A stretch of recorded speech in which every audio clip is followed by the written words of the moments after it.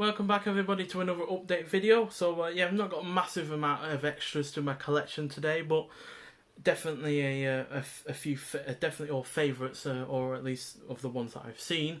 And the first of those is The Curse of Frankenstein, starring the great Christopher Lee and Peter Cushing. And yeah, this is the first ever colour horror film set from Britain.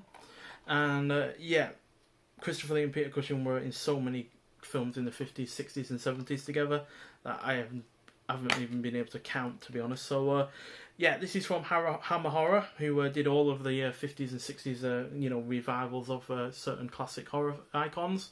Frankenstein, The Mummy, they did a Hound of the Baskervilles and all sorts really. So yeah, on this you get the Blu-ray, and you get it on DVD with the extras separate on the DVD, but you also get all the extras on the Blu-ray as well. So yeah, really nice set this is, and didn't even cost that much on a sale, less than a tenner. And yeah, it's far more violent than the 12 rating would signify, quite frankly. And yeah, it's one of the better ones from that 50s period. When was it released actually? 1957. So yeah, easily one of the earliest of great horror films from Britain, quite frankly. And then we've got a free film collection now of World War II films: The Great Escape, Bridge Too Far, and Battle of Britain. I've only seen Bridge Too Far and Battle of Britain so far. I know I've not seen the classic that is Great Escape, but I will get around to it eventually. But long films tend to take a while for me to get around to, and I know I'm saying that when the Bridge Too Far is probably just as long, if not longer. No, Bridge Too Far is 4 minutes shorter.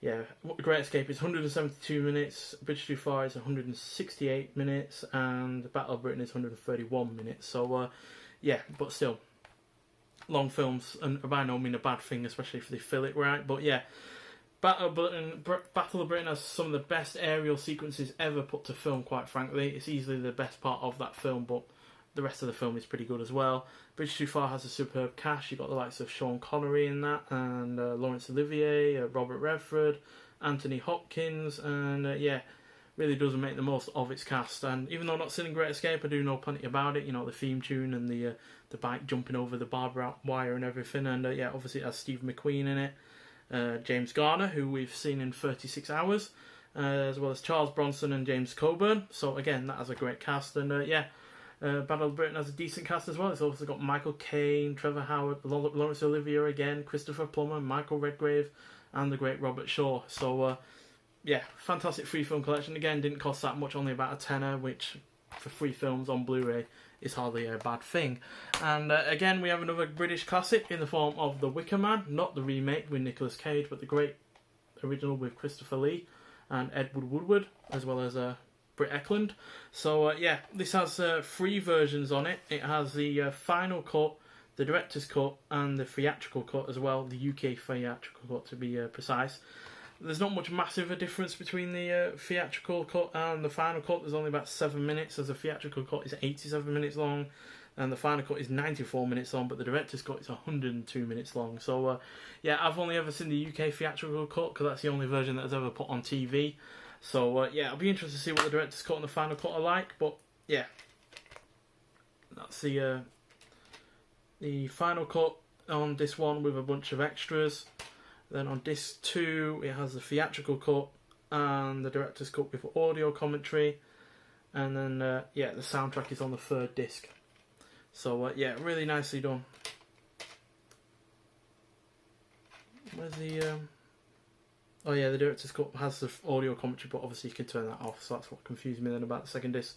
But yeah, the soundtrack on that is pretty good as well. It's composed by Paul Giovanni and performed by Magnet. So yeah, it's really folky kind of soundtrack on it, but it's a great one nonetheless. And yeah, easily one of the most iconic endings ever into a film, quite frankly.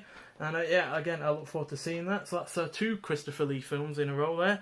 And yeah, then we have The Third Man, easily one of the best noir films of its time. And yeah, it's got Joseph Cotton in it, Orson Welles, Trevor Howard again, who we saw in one of those World War II films. And yeah, it's directed by Carol Reed, and yeah, it's been restored in 4K for the first time as well. And yeah, it's a beautiful collection. This is Studio Canal with Vintage Classics do really put out the top-notch kind of stuff, really. So yeah, I really am glad I got this. And to be honest, I only got it for £4 more than the standard single Blu-ray disc. That's £16. So yeah, so naturally it comes with a lot of extras. So yeah, it comes with 4 discs. 2 of which are DVD and a soundtrack, but then you got the main one on 4K. So yeah, you've even got audio commentary on the Blu-ray with Guy Hamilton, who went to do a lot of went to do a bunch of James Bond films, and he also did Battle of Britain as well, which we've already seen. And yeah, it's got a bunch of extras on it about restoring the film. It's got an alternate opening on it, a bunch of interviews as well. Then same kind of stuff with the DVD. Though the extras are split up across 2 discs, and then you've got the soundtrack on the 4th disc there. So yeah, really nice again to have the soundtrack with one of these films, to be honest. It's not often you get a soundtrack with a film. It's very often I have to find the soundtrack on Spotify or somewhere else. You get a nice booklet as well, which again talks through the film. Got a poster there. So yeah, not the thickest of books by any means, and it isn't a hardback or anything, but still, it's nice enough to read, and sometimes a small amount of reading is still as good as ever. So yeah, it's also got Bernard Lee in this, who again was in a bunch of James Bond films. He played M for the first 8, 9 of them, I think, 8, maybe even 11 or 12. And then you've also got a poster, which like the Don't Look Now anniversary one that I have yet to show you off, has, yeah, the fact that it's been restored in 4K and all that, but even with that stuff on it, which obviously dates it, it's still a nice enough poster, nice and thick as well in paper wise. And yeah, you get a bunch of art cards as well, which I have not yet looked at, so yeah, let's take a look up together once I get the little wrapper off, which I never keep because yeah, you can never get these back on the around the art cards, quite frankly. So yeah, there's Joseph Cotton.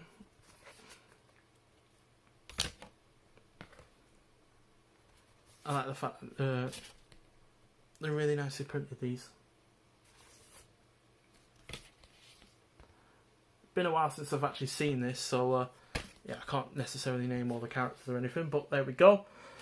Can't wait to watch that again, quite frankly, especially since it's now on 4K, and yeah, film noir kind of films really do pop with the visuals when they've been given a proper upgrade. And finally, another film on 4K is Willy Wonka and the Chocolate Factory in this superb steelbook, which looks absolutely glorious. The colours really do just pop out, and unfortunately there's a lot of writing on the bottom, so I can't really use a rear for putting up on in a frame, but definitely can use the front, and yeah, that looks absolutely superb.